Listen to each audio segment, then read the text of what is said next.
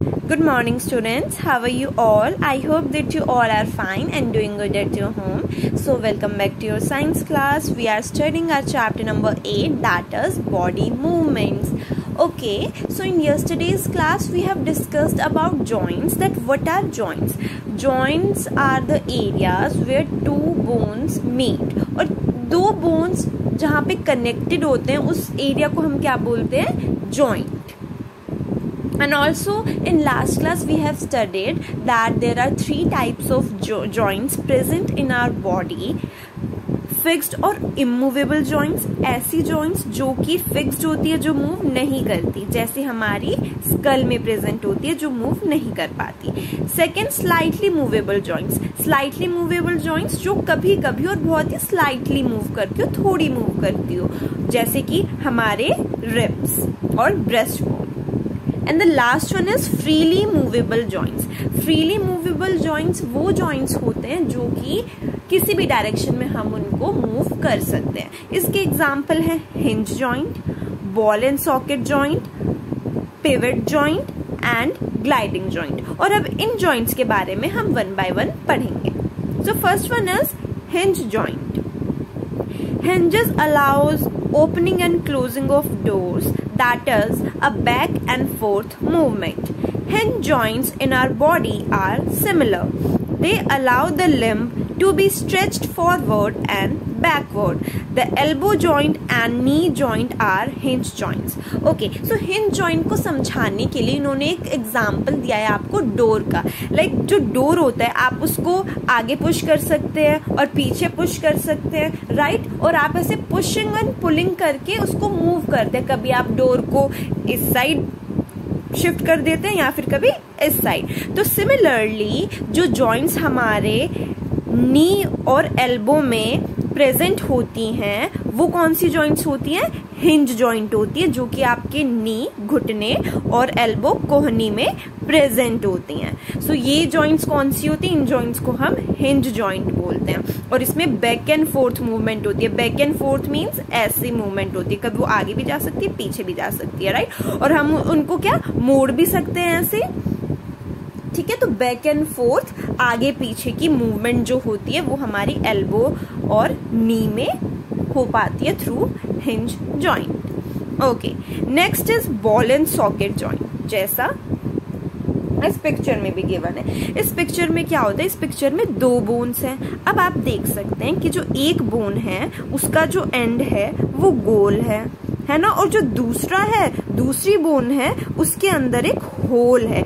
जैसे lock in की होती है, ये आपका लॉक है और यहाँ पे थोड़ा एक होल होता है जिसमें की जगह होती है. इसके अंदर आप की डाल के उस लॉक को खोल सकते हैं. सिमिलरली लॉक इन की तरह ही बॉल एंड सॉकेट जॉइंट होता है. इसमें एक बोन जो होता है वो दूसरे बोन के होल में फिट हो जाता है, जैसे लॉक एंड की फिट हो जाती है. सो इस वे में एक बोन दूसरे बोन से अटैच होता है, जब एक बोन का एक एंड दूसरे बोन के होल में फिट हो जाता है. In this type of joint, the rounded end of one bone is fitted in the socket. एक बोन की जो राउंडेड एंड होती है वो दूसरे में जो होल होता है, जिसे हम कैविटी बोलते हैं, इसमें जाके फिट हो जाता है और इस वे में ये कनेक्टेड होते हैं. The ball can move inside the socket, और फिर वो इस सॉकेट के अंदर ही राउंड राउंड घूम सकते हैं, जैसे इसमें भी दिया हुआ है. Such a joint allows movement in all direction. और इस बोन से, इस जॉइंट से हम किसी भी डायरेक्शन में आगे पीछे लेफ्ट राइट किसी भी डायरेक्शन में मूवमेंट कर सकते हैं. और ये जो बॉल एंड सॉकेट जॉइंट होती है, these are present in hips and shoulders. हमारे हिप्स और शोल्डर्स में ये जॉइंट प्रेजेंट होती है, ball and socket joint. Next we have pivot joint. We can move our head up and down and also sideways. जो हमारा head होता है हम उसको ऊपर अप डायरेक्शन में मूव कर सकते हैं, डाउन देख सकते हैं, साइड में देख सकते हैं, राइट. सो ये जो पिवट जॉइंट होती है ये हमारी हेड एरिया में प्रेजेंट होती है, या फिर हम कह सकते हैं हेड एरिया में नहीं, नेक एरिया में, क्योंकि आपका head as a whole move करता है, राइट। आपके नेक एरिया में ये पिवट जॉइंट प्रेजेंट होती है और आप अपने नेक की हेल्प से ही आगे पीछे ऊपर नीचे देख सकते हैं। All these movements are possible because of the nature of joints between the skull and vertebrae। और ये प्रेजेंट कहाँ होती है, ये आपका स्कल है और ये आपकी वर्टिब्रे। ये मैं आपको पीछे डायग्राम्स में बताती हूँ। हाँ, ये पूरा आपका स्कल है और ये आपकी वर्टिब्रे स्टार्ट हो गई, तो यहाँ पे ये जॉइंट, पिवट जॉइंट यहाँ पे प्रेजेंट होता है, जहाँ पे स्कल इस वर्टिब्रे से कनेक्टेड होता है। और आप देख सकते हैं, आप इस नेक में जो जॉइंट है उसी के थ्रू आप लेफ्ट, राइट, अप, डाउन देख सकते हैं। ये जॉइंट कहाँ प्रेजेंट होता है, यहाँ पे जो स्कल और वर्टिब्रे को कनेक्ट करता है।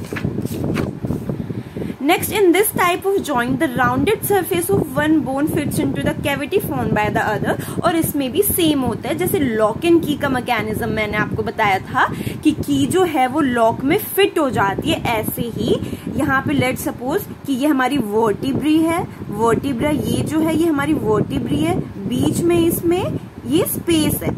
अब ये क्या जाएगी, ये यहाँ पे ऐसे फिट हो जाएगी, ये जो वर्टिब्रे है वो यहाँ पे ऐसे फिट हो जाएगी।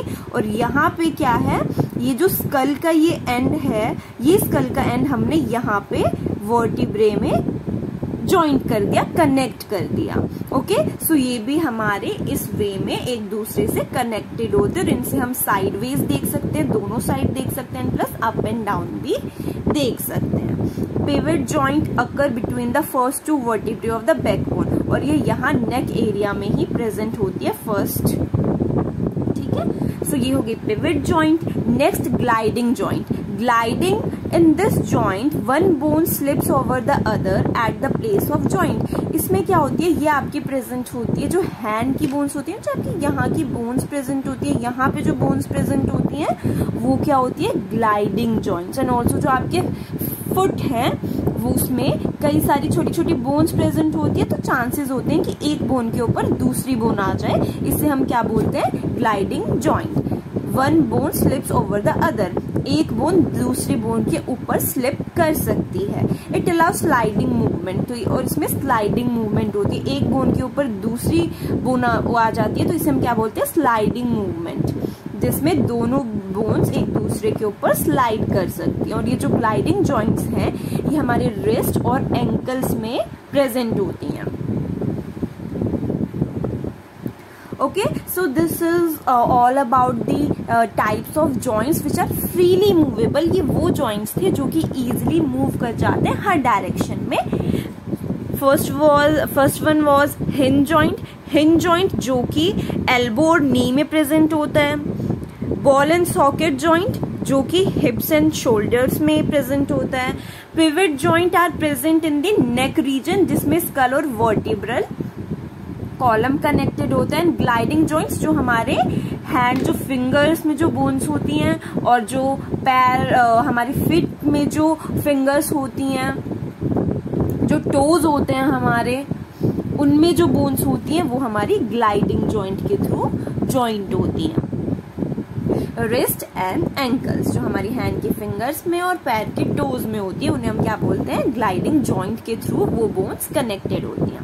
Okay class, so now we have checkpoint। The joints in the human body are lubricated with fluid। जो human body की bones connected होती हैं एक दूसरे से, तो उस point पे एक fluid होता है, एक liquid होता है, जिसे हम क्या बोलते हैं, synovial fluid, और ये movement में help करता है। There are two ball and socket joints located। अब ball and socket joints हमने अभी पढ़े थे। ball and socket joints कहाँ present होते हैं, hips and shoulders। And third one is our skeleton is a storehouse of। हमारा स्केलेटन जो है उसमें बहुत सारे मिनरल्स होते हैं। हमारे बोन्स किसकी बनी होती है, कैल्शियम, फास्फोरस, तो ये सारे क्या है, मिनरल्स हैं, इसलिए हम स्केलेटन को स्टोर हाउस ऑफ मिनरल्स भी बोलते हैं। Okay, so in last we have a short topic, how do bones move. कि बोन्स, इतना तो पता चल गया कि मूवमेंट स्केलेटन की वजह से होती है, और स्केलेटन हमारा बोन से बना होता है, और बोन्स में भी जॉइंट्स होते हैं तब हम मूव कर पाते हैं। बट मैकेनिज्म क्या है उनके मूव करने का। Bones present in our body can not move on their own, bones अपने आप तो मूव कर नहीं सकती, right? So the muscle attach to the bones help in the movement of bones. इसलिए जो बोन के साथ जो मसल अटैच्ड होती है, this is muscle, okay, this is muscle and this is bone. तो मसल और बोन एक साथ क्या करती हैं? मूवमेंट में हेल्प करती हैं। और ये जो मसल और बोन एक दूसरे से कनेक्टेड है, इसे हम क्या बोलते हैं? टेंडन। किसकी हेल्प से कनेक्टेड है? टेंडन की हेल्प से एक मसल जो है वो बोन से कनेक्टेड होती है। Muscle work in pairs. अब अगर हम मसल्स की बात करें तो ये पेयर्स में काम करती है। पेयर मीन्स एक साथ दो मसल्स काम करती हैं, एक साथ हमारी दो मसल्स काम करती हैं। Therefore, to move a bone at the joint, at least two sets of muscles work. Muscles contract and relax. Contract means सिकुड़ना और relax means फैलना। ये क्या होती है? सिकुड़ती हैं, फैलती हैं, सिकुड़ती हैं, फैलती हैं, सिकुड़ती हैं, फैलती हैं। ऐसी कॉन्टिन्यूस मूवमेंट इनकी होती रहती है, तब जाके ये जो मसल्स हैं वो मूवमेंट कर पाती हैं। When a muscle contract, जब एक मसल कॉन्ट्रैक्ट करती है, दैट मीन्स सिकुड़ जाती है, तो क्या होता है? वो छोटी हो जाती है, क्योंकि आप देखो अगर वो ऐसी होगी तो वो छोटी हो गई, हार्ड हो जाती है, मोटी हो जाती है, और ये क्या करती है? मसल को पुल करती है, अपनी तरफ खींचती है। ऑन द अदर हैंड, अगर जो मसल है वो रिलैक्स हो जाती है तो क्या हो जाता है? अगर वो लेट्स सपोज कि अगर वो कॉन्ट्रैक्ट हो गई, वो कॉन्ट्रैक्ट हो गई तो वो इस तरफ आ गई, मेरी तरफ आ गई, पुल हो गया, वो खींच गई वो मसल्स। बट अगर वो रिलैक्स करेगी, ऐसे होगी, तो वो आगे की तरफ जाएगी। तो आप देख सकते हो मसल्स की ऐसे कॉन्टिन्यूस मूवमेंट चलती रहती है। सो ये कॉन्ट्रैक्शन और रिलैक्सेशन कंटिन्यू होता रहता है, और इस वे में जो बोन्स होती है वो मसल्स की हेल्प से मूवमेंट में हेल्प करती हैं। Okay class, so with this we have completed our chapter 8, okay, and I hope that you all have understood. Thank you.